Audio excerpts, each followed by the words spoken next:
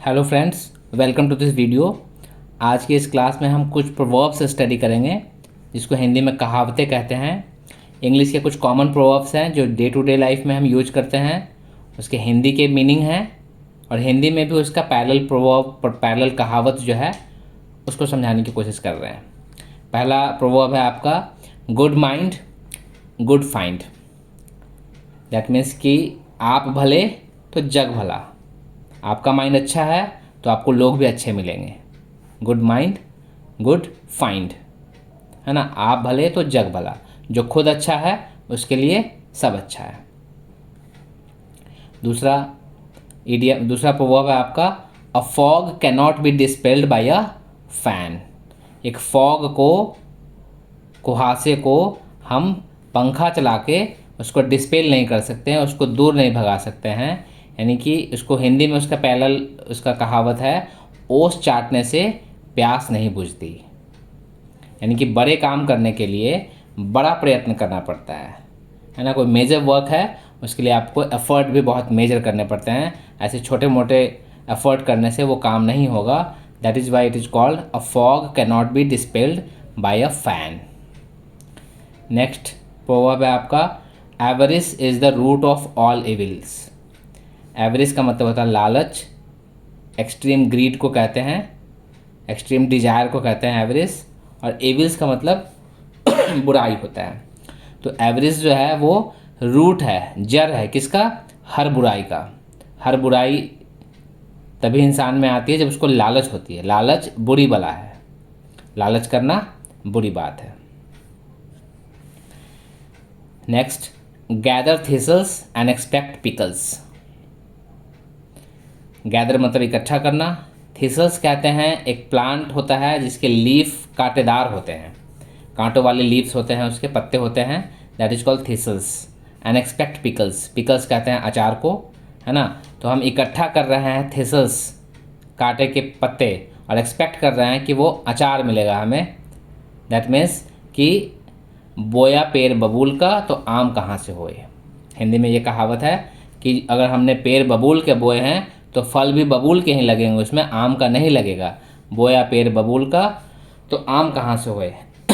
थिसल्स इकट्ठा कर रहे हैं तो थिसल्स ही इकट्ठा होगा, पिकल्स नहीं होगा। आप एक्सपेक्ट कर रहे हो पिकल्स को, ठीक है। तो जैसा कर्म करोगे वैसा फल मिलेगा। Next as the king so are the subjects. जैसा राजा वैसी प्रजा। सब्जेक्ट का मतलब प्रजा होता है ना। सब्जेक्ट्स का मतलब प्रजा होता है। तो जैसी राजा होती है वैसी प्रजा होती है। As the king so are the subjects. So के साथ यहाँ आर पहले क्यों लग रहा है? सब्जेक्ट्स के अकॉर्डिंग लग रहा है, ठीक है। जब जब ये एडवर्ब से सेंटेंस स्टार्ट होता है तो वर्ब जो सब्जेक्ट के लिए आने वाला है वो पहले ही लग जाता है। दैट इज़ वाई सेंटेंस का फॉर्म ऐसा है, सो आर द सब्जेक्ट्स। वैसी प्रजा होती है। जैसा नेतृत्व होगा वैसे ही अनुयायी होंगे, उसके फॉलोअर्स होंगे।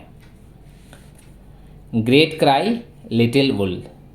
बहुत ज़्यादा शोर शराबा और बहुत कम प्रोडक्ट, उसका आउटपुट बहुत कम है, शोर बहुत मचा दिया। ऊंची दुकान फीके पकवान, एक कहावत यह है इसके लिए। दूसरा कहावत है नाम बड़े और दर्शन छोटे, है ना। बहुत नाम है उसका लेकिन है उतना बड़ा नहीं। देखने में अच्छा पर असलियत में सामान्य होना, एक कॉमन सी चीज़ होना, बट नाम बहुत है, ठीक है। तो उसको कहते हैं ग्रेट क्राई लिटिल वुल।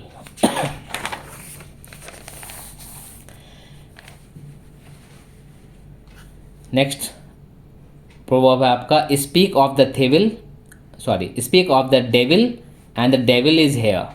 या हम कहते हैं think of the devil and the devil is hair. इसमें स्पीक या थिंक दोनों वर्ड आते हैं, दोनों ही के साथ हम किसी के साथ भी यूज कर सकते हैं। Think of the devil and the devil is hair. शैतान के बारे में सोचो और शैतान हाजिर है। मतलब कहते हैं हम हिंदी में नाम लिया और शैतान हाजिर। ये आप कब यूज करते हैं? जब किसी के बारे में सोचते ही या बोलते ही वो सामने आ जाता है तो हम मजाक से कहते हैं कि शैतान का नाम लिया और शैतान हाजिर है, ठीक है। Think of the devil and the devil is here. Make hay while the sun shines. Hay का मतलब क्या होता है? हे कहते हैं सूखी हुई घास को, जो हम जानवरों को खिलाने के लिए यूज करते हैं। तो मेक हे मतलब आप अपने घास को सुखा लीजिए।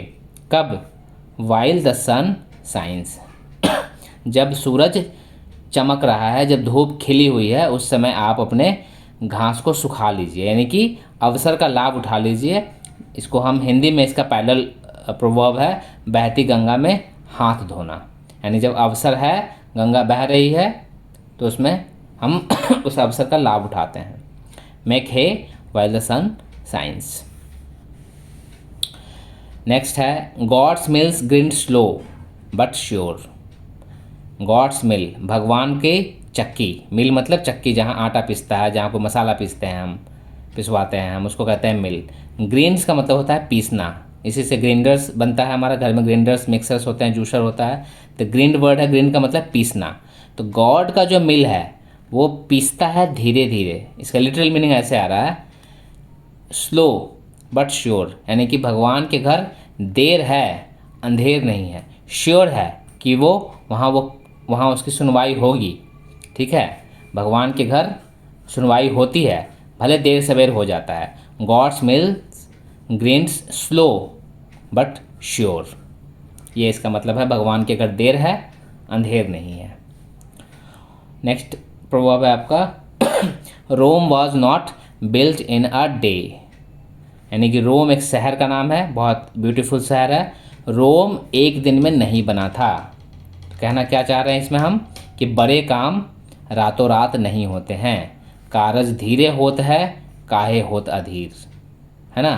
काम धीरे धीरे, बड़े काम जो है वो धीरे धीरे होता है, उसमें आपको अधीर होने की ज़रूरत नहीं है, इम्पेशेंट होने की ज़रूरत नहीं है।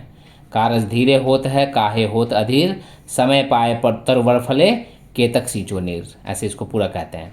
ठीक है, समय पाए तरवर फले, यानी कि समय आने पर ही उस पेड़ में फल लगता है, चाहे कितना भी पानी डाल दो उसमें।